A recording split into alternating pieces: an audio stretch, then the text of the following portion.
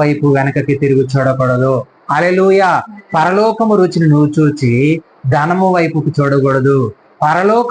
పరలోక రుచిని నువ్వు చూచి నువ్వు ఎలాగుండకూడదు అంటే ఈ లోక ఆశల మీద, ఈ లోక తలంపులు నీకు ఉండకూడదు. హల్లెలూయా.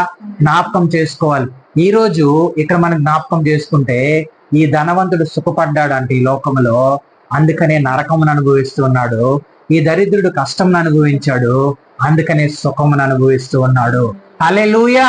ఈరోజు జ్ఞాపకం చేసుకోవాలి, ఎందుకు ఆయన సుఖమును అనుభవిస్తున్నాడు, ఎందుకు ఈ నరకములో అగ్నిజ్వాల మధ్యలో కాలవేయబడుతూ ఉన్నాడు అంటే ఈ లోకములో ఉన్నప్పుడు చూడండి, ఒకానొక దినమున దేవుణ్ణి డేరాల్లో గుడారంలో ఆరాధించే వాళ్ళు, ఒకానొక దినమున ప్రతిష్ఠించుకునే వాళ్ళు, ఒకానొక దినమున మనం చూస్తే యెరూషలేములో సొలొమోను కట్టిన మందిరంలో ఆరాధించుకునే వాళ్ళు.